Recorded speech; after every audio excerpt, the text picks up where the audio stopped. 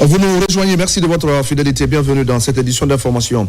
La Maison de l'Entrepreneuriat a organisé ce jeudi une session de formation à Conakry. L'objectif est d'outiller les étudiants pour qu'ils soient capables de créer et de structurer leurs propres entreprises. Après la session, les bénéficiaires affichent un grand espoir. Fatoumata Batouli Diallo. Face à ces étudiants de chefs d'entreprise, la rencontre d'échanges d'idées et d'expériences est destinée à encourager la jeunesse à embrasser l'entrepreneuriat. Dans cette dynamique, la création d'espaces de dialogue apparaît comme une nécessité stratégique pour le développement de l'écosystème entrepreneurial guinéen. Je tiens à rendre hommage à la maison de l'entrepreneuriat de l'Université Kofi Annan de Guinée de prendre cette initiative d'un nouveau concept à mettre en place dans cette maison d'entrepreneuriat pour l'intérêt des étudiants, animés d'un rêve et animés de bonnes idées à concrétiser sous forme d'entreprises à créer et leur propre entreprise. Entreprendre aussi, comme je dis, c'est pas juste aller copier-coller les gens. Il faut voir qu'est-ce que la société a besoin. Des bonnes stratégies, comment rentrer dans le marché, étudier le marché et voir quelle est l'idée que les Guinéens ont besoin. On a besoin de beaucoup de choses. Il faut juste oser et essayer de l'appliquer. Parmi les points saillants abordés au cours de cette rencontre, le déficit de visibilité dont souffrent les champions économiques locaux. Si de nombreux entrepreneurs guinéens affichent des parcours et des bilans de réussite probants, leur faible présence médiatique limite la transmission des expériences aux candidats à l'entrepreneuriat. Ce sont de très belles initiatives à encourager parce qu'aujourd'hui, les jeunes ont peur d'entreprendre, pas parce que la volonté n'est pas là, mais justement parce qu'au préalable déjà, on leur a matérialisé l'échec d'une telle façon. Voilà, la peur de l'échec, la peur du jugement, ainsi de suite, ce qui font que les jeunes ne peuvent pas entreprendre aujourd'hui. Donc, créer des espaces sûrs comme ça de formation, apprendre des autres qui ont déjà franchi une étape comme ça, je pense que c'est intéressant et c'est à saluer. La personne invitée aujourd'hui, c'est une personne dans le projet auquel je suis en train de mettre en place, qui est AgroLink. C'est un projet auquel il peut être un collaborateur. Donc, avec sa vision des choses et tout ce qui s'ensuit, avec la mentalité africaine et guinéenne et tout ce qui s'ensuit. Donc, c'est une belle initiative. Ça m'a permis d'avoir pas mal de perspectives. Au cours des échanges, les intervenants ont martelé un message fort. Le manque de financement ne doit plus être perçu comme un obstacle insurmontable, mais comme un catalyseur d'innovation. Promotion du leadership féminin. Une marche pacifique pilotée par l'Union des femmes leaders pour le développement de la Guinée. Elle vise à sensibiliser sur l'importance du vivre ensemble. Les jeunes et les responsables de la structure se sont mobilisés pour donner un caractère festif à cet événement. Nabila Moussa Kamara et Suleiman Kondé. À Sanoya, dans la préfecture de Koya, l'Union des femmes leaders organise une marche pacifique dans les rues de la commune. Cette mobilisation a rassemblé les jeunes et les femmes de la préfecture de Koya et ses environs. À travers cette initiative, les membres de la structure réaffirment leur attachement aux idéaux de développement prônés par l'État. Dieu merci, il y a beaucoup de femmes entrepreneurs qui détiennent les agréments. Il y a les femmes commerçantes parmi nous, d'autres font l'agriculture. Nous sommes sortis pour demander aux femmes de l'administration publique de nous soutenir comme le président l'avait fait par le passé. Madame la gouverneure, parce que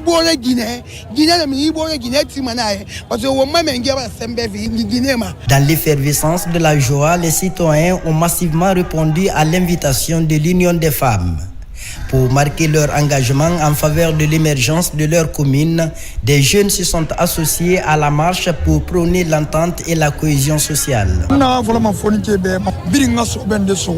Je dirais aux jeunes de travailler, car seul le travail paye. Je leur dirais d'apprendre un métier dans la vie qui va leur permettre de subvenir à leurs besoins.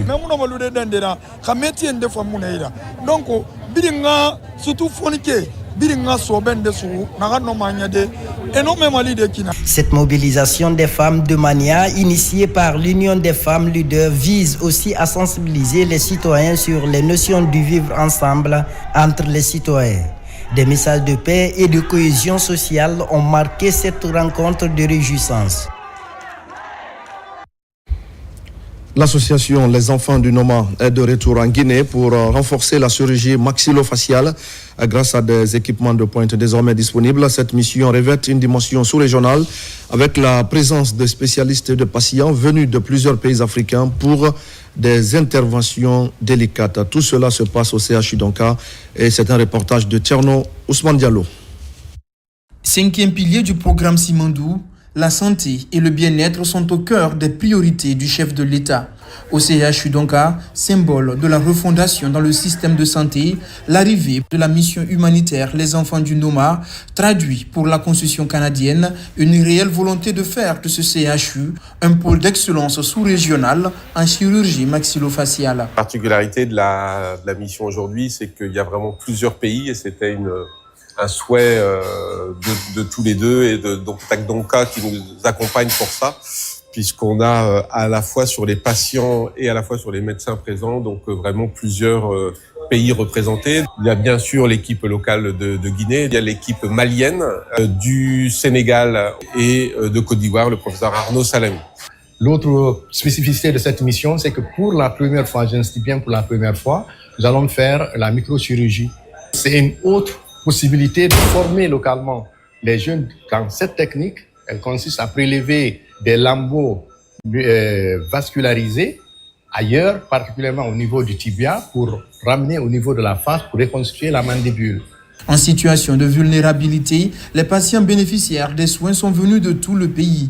Reçu par le ministre de la Santé, le président de l'association Les Enfants du Noma a apprécié la qualité des infrastructures au CHU Donka et souligné sa volonté d'aller plus loin dans l'accompagnement de la Guinée. À l'hôpital Donka, on est extrêmement bien équipé, extrêmement bien reçu et on a entamé un programme de collaboration avec les chirurgiens guinéens.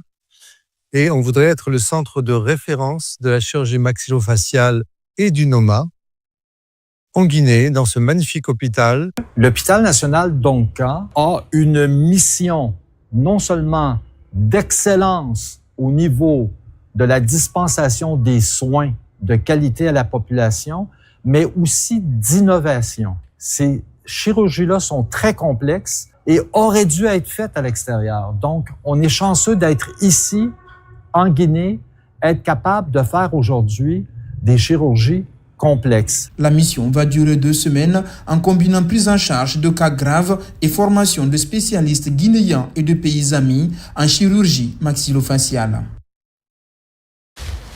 Le conseil d'administration du Centre national de surveillance et de police des pêches s'est réuni en session ordinaire, une rencontre consacrée à l'examen des priorités de l'institution et à la définition des grandes orientations pour les mois à venir. À l'occasion de rappeler le rôle central du CNSP dans la préservation des ressources halieutiques, mais aussi la nécessité d'une mise en œuvre diligente des décisions. Al-Gassim Oubar. Réunis autour du président du conseil, les membres du conseil d'administration du CNSP ont examiné plusieurs points clés à l'ordre du jour. Gouvernance, fonctionnement interne et perspectives d'action ont été au cœur des échanges. Au cours de la rencontre, les administrateurs ont procédé à l'évaluation des activités récemment menées par l'institution. Plusieurs résolutions ont été examinées puis adoptées dans le but de renforcer l'efficacité de l'action institutionnelle et la transparence dans la gestion. Nous comptons contribuer au mieux possible à l'atteinte de la mission assignée à nos activités qui est de garantir la durabilité de l'exploitation des ressources halieutiques. Ces efforts qui se poursuivent permettront à ce rythme d'obtenir plus de résultats en termes de dissuasion des navires de pêche et d'arraisonnement des navires délinquants et pirates.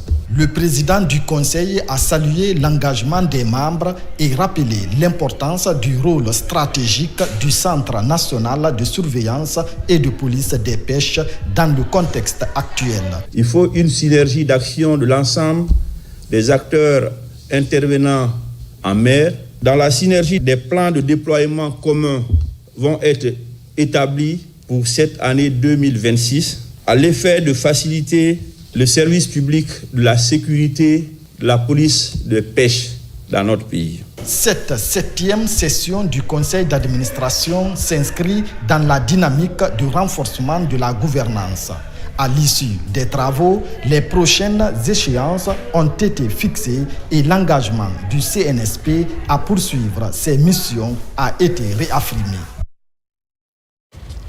On va parler maintenant de l'adaptation face aux effets de changement climatique. La Guinée, conformément à sa CDN, contribution déterminée au niveau national, entend développer plusieurs projets dans ce sens. Et pour mener ces projets à bien et trouver de nouveaux financements verts, une rencontre d'échange vient de se tenir sous le leadership du ministère en charge de l'environnement.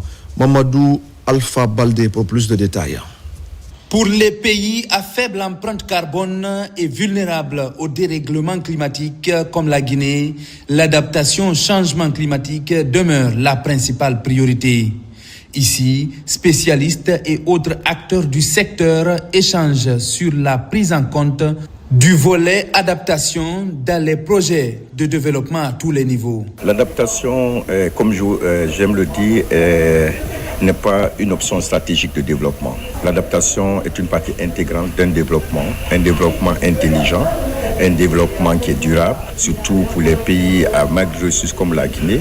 Il faut que nous nous développions de façon intelligente en tenant compte des impératifs des changements climatiques. Et l'adaptation vient nous aider à construire, à faire des infrastructures ou bien à soigner nos personnes, tenant compte des projections climatiques. Vous savez, il y avait divers représentants à la fois du ministère de la Pêche, de l'économie maritime, évidemment du ministère de l'Environnement, du Développement durable, mais également des représentants de la société civile avec Guinée Écologie. Et toutes ces personnes-là contribuent à lutter contre les effets du changement climatique avec, par exemple, la restauration de la mangrove qui est absolument essentielle pour les populations de Basse-Guinée, mais pas que, pour le monde entier. Cette rencontre d'échange multi-acteurs est soutenue par l'Agence française de développement. Avec la mise en place de nouveaux mécanismes et la création de nouveaux fonds pour accompagner les projets d'adaptation, un panel d'experts permet d'améliorer les connaissances des porteurs de projets au niveau local. C'est aussi l'adaptation pour vraiment permettre aux acteurs d'échanger avec des spécialistes non seulement sur les questions liées au financement de l'adaptation, à la mobilisation des ressources financières pour la mise en œuvre des projets d'adaptation, mais aussi des acteurs de terrain qui sont sur des projets d'adaptation au niveau de la Guinée. Donc c'est vraiment pour échanger d'expériences et pouvoir vraiment mobiliser plus de ressources financières pour la mise en œuvre de nos projets.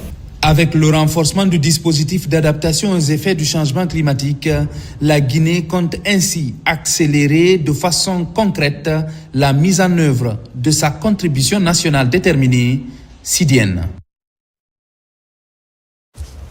Et puis à l'occasion du Nouvel An, la structure Kawama a effectué une tournée en Guinée forestière. L'objectif était d'appeler la population à maintenir la cohésion sociale et le vivre ensemble. Des cadeaux symboliques ont été également faits à ces citoyens de la région, des citoyens qui s'engagent à œuvrer dans le sens de la paix, de la fraternité et du développement local. Isiaga Kamara et Amadou Bailobari.